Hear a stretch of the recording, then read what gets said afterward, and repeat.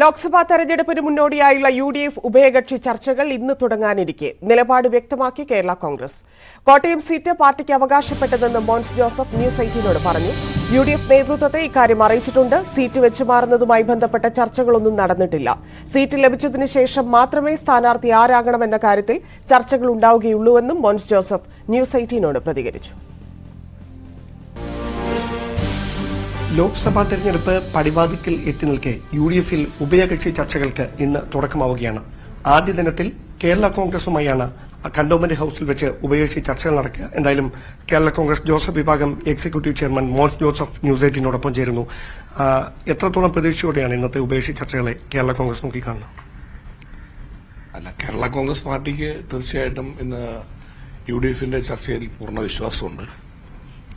Party chairman Shri PJ Joseph സാറിന്റെ നേതൃത്വത്തിൽ കേരള കോൺഗ്രസിന്റെ ആവശ്യം UDFന്റെ മുൻപിൽ ഉന്നയിക്കുക എന്നതാണ് ഇന്നത്തെ ചർച്ചയുടെ പ്രധാനപ്പെട്ട ഉദ്ദേശം. തീർച്ചയായിട്ടും പാർട്ടിയുടെ ആവശ്യം UDFന്റെ മുമ്പിൽ ഉന്നയിക്കുന്നതാണ്. അല്ല, അതിനകത്ത് ഈ കോട്ടയം സീറ്റ് നിങ്ങൾ ആവശ്യപ്പെടുമെന്നൊരു അഭ്യൂഹമുണ്ട്. അതിലെന്തെങ്കിലും വസ്തുതയുണ്ടോ? കേരള കോൺഗ്രസ് UDFൽ കഴിഞ്ഞ പ്രാവശ്യം മത്സരിച്ചത് കോട്ടയം സീറ്റാണ്. അപ്പോൾ കോട്ടയം സീറ്റിൽ കേരള കോൺഗ്രസിനൊരു ക്ലെയിമുണ്ട്. കേരള കോൺഗ്രസിന്റെ തിരിച്ചന്യായമായ ഒരു ആവശ്യം UDFൽ ഉന്നയിക്കുക എന്നത് സ്വാഭാവികമായിട്ട് സംഭവിക്കുന്ന കാര്യമാണ്.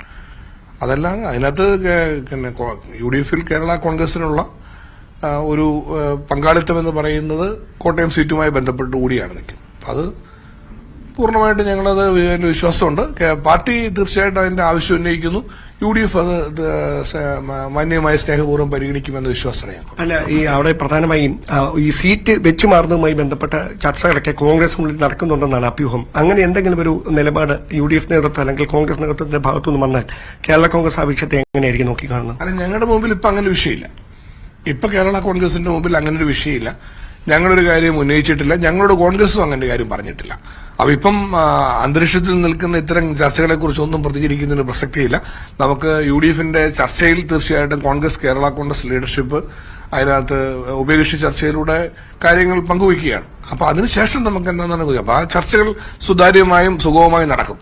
അതിനുശേഷം അല്ലാതെ ഇത് മറ്റു കാര്യങ്ങൾക്കൊന്നും ഇപ്പോൾ ഒരു പ്രസക്തിയില്ലല്ലോ. അല്ല, അങ്ങനെയാണെങ്കിൽ കോട്ടയത്ത് കേരള കോൺഗ്രസ് മുമ്പോട്ട് വെക്കുന്ന ജയസാധ്യതയുള്ള പേര് ആരായിരിക്കും? ഒരു പേരും വെച്ചിട്ടില്ല.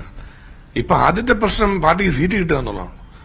ആദ്യത്തെ പ്രശ്നം അതാണ്. ഇപ്പൊ പാർട്ടിയുടെ മുമ്പിൽ ആ ഒറ്റ കാര്യം മാത്രമേ ഉള്ളൂ. അത് UDFന്റെ ചർച്ചയിലേക്ക് കേരള കോൺഗ്രസ് വരുന്നു. കേരള കോൺഗ്രസ് ആ ചർച്ചയിൽ കേരള കോൺഗ്രസുമായിട്ടുള്ള ചർച്ചയ്ക്ക് ശേഷം UDF സീറ്റ് ചർച്ചയ്ക്ക് ശേഷം മാത്രമേ ആരാണ് മത്സരിക്കേണ്ടതെന്നുള്ള വിഷയത്തിന്റെ പ്രസക്തിയുള്ളൂ. അത് പാർട്ടി പിന്നീട് ആലോചിക്കും. Party chairman Shri PJ Joseph സാറിന് അത്തരം കാര്യങ്ങൾ ഞങ്ങൾ ചുമതലപ്പെടുത്തിയിട്ടുണ്ട്. Party chairman PJ Joseph sir അതുമായി ബന്ധപ്പെട്ട കാര്യങ്ങൾ എന്താണെന്നുള്ള പരിശോധിച്ച് തീരുമാനിക്കും. എന്തായാലും വളരെയധികം നന്ദി, നിലപാട് വ്യക്തമാക്കി. ഡാൻ കുര്യനും G ശ്രീജിത്തും ചേരുന്നുണ്ട്.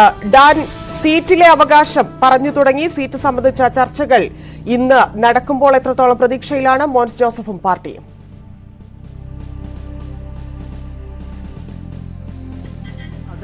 കേരള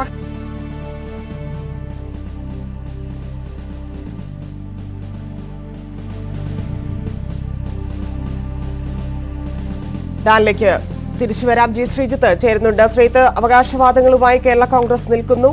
കേരള കോൺഗ്രസിലേക്കാണ് സീറ്റെങ്കിലും സ്ഥാനാർത്ഥിയെ തീരുമാനിക്കുന്നത്. അത് കോൺഗ്രസ് തന്നെയായിരിക്കുമോ? എന്താണ് കോട്ടയത്തു നിന്നുള്ള വിവരങ്ങൾ?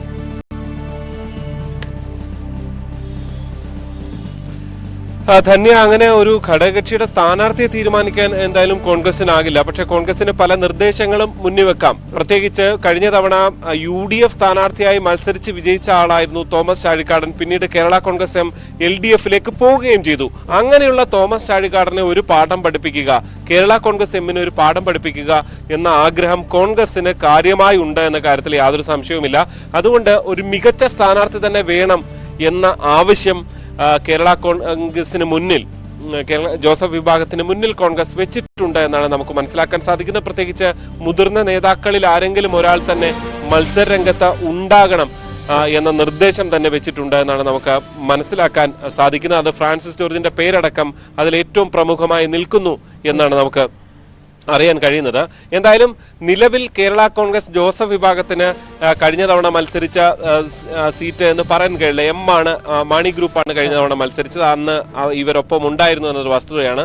പക്ഷെ അതെല്ലാം പരിഗണിച്ചുകൊണ്ട് ഒരു സീറ്റ് നൽകുക എന്ന നിലപാടിലേക്ക് എത്താനാണ് സാധ്യത. അത് കോട്ടയം സീറ്റ് തന്നെ നൽകിയേക്കും എന്നുള്ള സൂചനകളാണ് നമുക്ക് ഇവിടെ ചർച്ച നടക്കാനിരിക്കുന്നു. സ്വാഭാവികമായിട്ടും കോൺഗ്രസിന്റെ ചില താല്പര്യങ്ങൾ കൂടി പരിഗണിക്കണമെന്ന ഉപാധി സ്വാഭാവികമായിട്ടും വരാം. ഇപ്പം നേരത്തെ ശ്രീത്ത് പറഞ്ഞതുപോലെ ഫ്രാൻസിസ് ജോർജ് അല്ലെങ്കിൽ ഇപ്പം മാണിയുടെ വീട്ടിൽ നിന്ന് തന്നെയുള്ള MP ജോസഫിന്റെ കാര്യത്തിൽ കൂടി കോൺഗ്രസ് ഒരു പക്ഷേ പരിഗണിക്കണമെന്ന് ആവശ്യപ്പെടില്ലേ? അത്തരത്തിലുള്ള ആവശ്യങ്ങൾ വരുമ്പോൾ കേരള കോൺഗ്രസ് ഏത് രീതിയിലായിരിക്കും തീരുമാനമെടുക്കുക?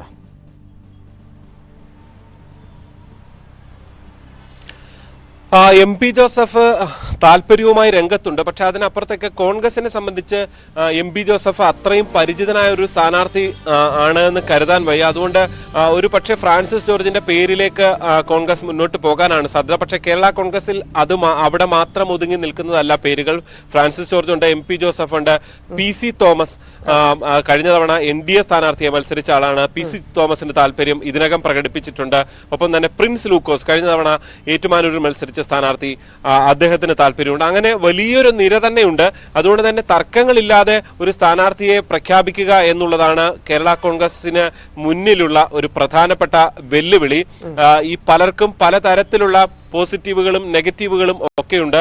PC തോമസ് കഴിഞ്ഞ തവണ NDA സ്ഥാനാർത്ഥിയായി മത്സരിച്ച ആളാണ്. അതുകൊണ്ട് അങ്ങനെ ഒരാളെ ഇവിടെ വീണ്ടും സ്ഥാനാർത്ഥിയാക്കുന്നതിനോട് കോൺഗ്രസിന് താല്പര്യക്കുറവുണ്ട് എന്നാണ് നമുക്ക് അറിയാൻ സാധിക്കുന്നത്.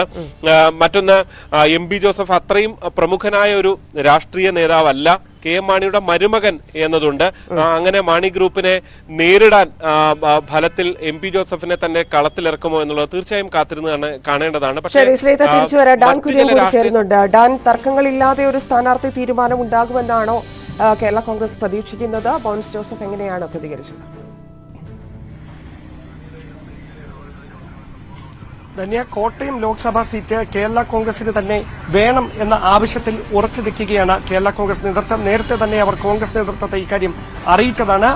ആ കാര്യങ്ങളിൽ ചർച്ചകൾ നടക്കുന്നതിനിടയിലാണ് ഇന്ന് ലോക്സഭാ തെരഞ്ഞെടുപ്പിന് മുന്നോടിയായുള്ള ഉഭയകക്ഷി ചർച്ചകളുടെ ആദ്യഘട്ടം കേരള കോൺഗ്രസുമായി കന്റോൺമെന്റ് ഹൌസിൽ വെച്ച് പ്രതിപക്ഷ നേതാവ് VD സതീശനടക്കം കാര്യങ്ങൾ ചർച്ച ചെയ്യാനിരിക്കുന്നത്.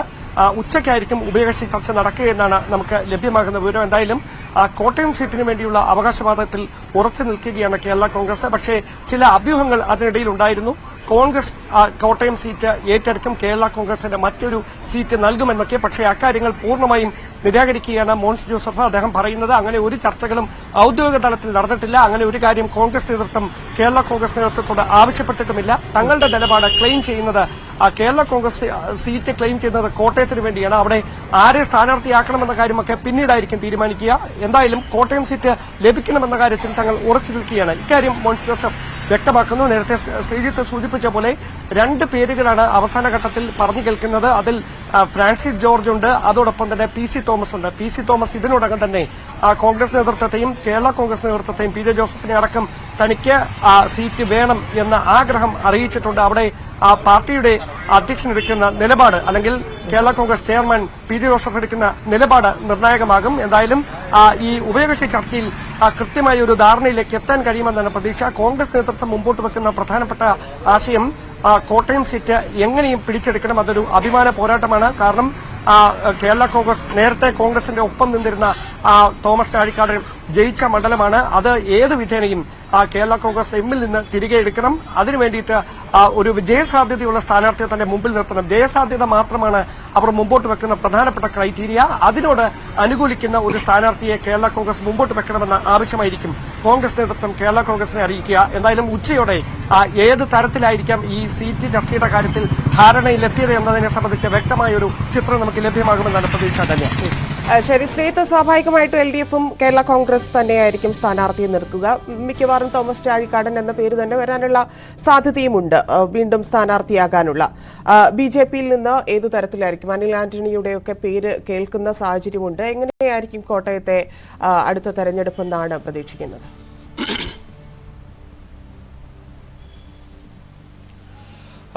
തീർച്ചയായും BJP ആണ് കഴിഞ്ഞ തവണ മത്സരിച്ചത്. പക്ഷേ NDA-യിലെ ഒരു സ്ഥാനാർത്ഥി നിർണയം അല്ലെങ്കിൽ സീറ്റ് ചർച്ച പൂർത്തിയായിട്ടില്ല. ഇന്നലെ തന്നെ നമ്മളോട് സംസാരിച്ചപ്പോൾ ദേശീയ നിർവാഹക സമിതി അംഗം പി കെ കൃഷ്ണദാസ് ചൂണ്ടിക്കാട്ടിയത് ഫെബ്രുവരി ആദ്യ ആഴ്ചയിലായിരിക്കും ഇക്കാര്യത്തിൽ ഒരു അന്തിമമായ വ്യക്തത വരിക എന്നുള്ളതാണ്. അതായത് വയനാട് സീറ്റ് BJP ഏറ്റെടുക്കാൻ ആഗ്രഹിക്കുന്നുണ്ട്. പ്രത്യേകിച്ച് രാഹുൽ ഗാന്ധിയോട് BJP തന്നെ പോരടിക്കണം എന്നവർ ആഗ്രഹിക്കുന്നുണ്ട്.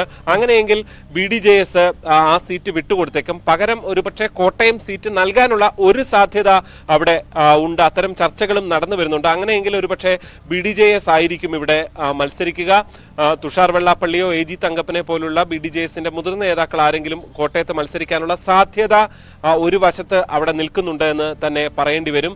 എന്തായാലും BJP തന്നെ മത്സരിക്കുകയാണെങ്കിൽ ഇത്തരം പല പേരുകളുണ്ട്. അനിൽ ആന്റണിയുടെ പേരുകൾ അടക്കം സജീവമായ ചർച്ചയിലുണ്ട്. പക്ഷേ BJP എന്ന നിലയിൽ ഒരുപക്ഷെ NDA എന്ന നിലയിൽ ഏറ്റവും കൂടുതൽ കഴിഞ്ഞ തവണ PC തോമസ് ആണ് 1.5 ലക്ഷത്തോളം വോട്ടുകൾ കോട്ടയത്ത് നേടിയെടുത്തത്. അത്രത്തോളം ഒരു വോട്ട് കോട്ടയത്ത് എങ്ങനെ പിടിക്കാൻ കഴിയുമെന്ന സംശയങ്ങൾ BJP ക്യാമ്പിലുണ്ട്. പക്ഷേ അതിനോടകം തന്നെ ഈ BDJSനടക്കം പല മേഖലകളിലും കോട്ടയത്ത് സ്വാധീനമുള്ളതുണ്ട്. അതുകൊണ്ട് തന്നെ അവർക്ക് ആ സീറ്റ് നൽകുമോ എന്ന കാര്യത്തിലും ഒരു അന്തിമമായ വ്യക്തത വരേണ്ടതുണ്ട്. ധന്യ.